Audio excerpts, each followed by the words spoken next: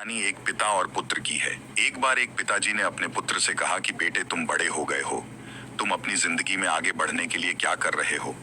पिताजी के अचानक से पूछे गए सवाल में पुत्र चौंक गया। वह 1 मिनट रुककर बहुत ही हल्के स्वर में बोला कि पिताजी, जैसे कि आप जानते ही हैं, मैं पढ़ाई में शुरू से ही बेहतर रहा हूँ और मैं अपनी तरफ से अपनी पढ़ाई या किसी भी बात को लेकर कभी ढिलाई नहीं बरता हो।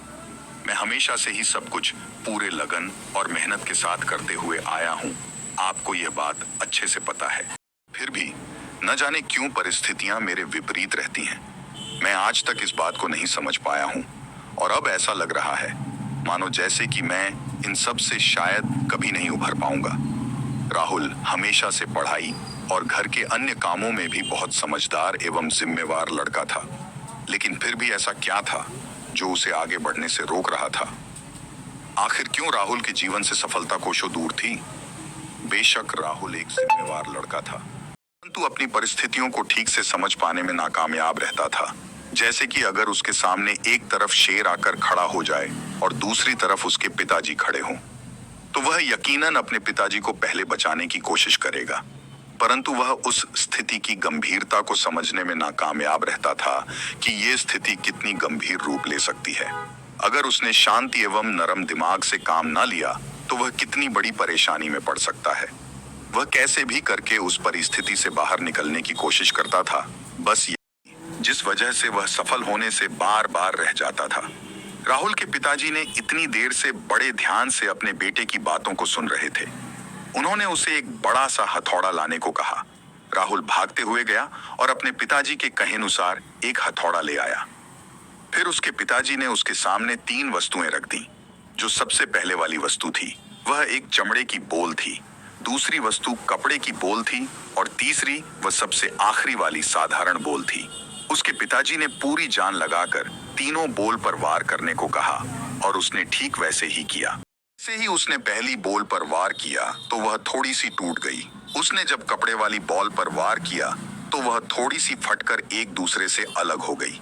फिर उसने तीसरी बॉल पर भी उतनी ही तेज से वार किया तो न वह टूटी न फटी, बस उछलकर दूर जा गिरी और उसके बाद भी उछलती ही रही।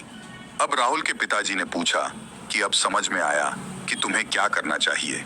फिर उन्होंने राहुल को समझाया कि बेटे, परिस्थितियां सब पर लगभग एक जैसा ही वार करती हैं, परंतु कुछ ऐसे लोग होते हैं जो उन परिस्थितियों से उलझकर टूट जाते हैं, जो उन परिस्थितियों की वार का फायदा उठाते हुए खुद को इतना ऊंचा कर लेते हैं कि फिर उन्हें रोक पाना मुमकिन ही नहीं होता है।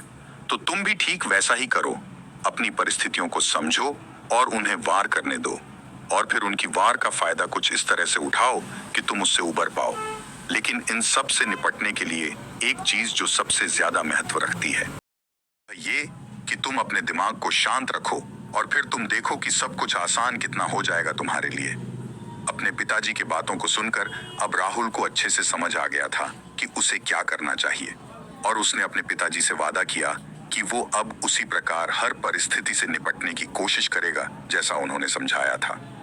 यह सुनकर राहुल के पिताजी ने राहुल को गले से लगा लिया और उसे ढेर सारा आशीर्वाद दिया और उसके जीवन की हर परिस्थितियों में विजय होने की कामना भी करी। कहानी से हमें यह सीख मिलती है कि हर किसी के जीवन में समस्याएं आती हैं और संघर्ष भी सभी को करना पड़ता है। यह हमारे ऊपर निर्भर करता है कि हम किस समस्या को किस तरह से देखते हैं।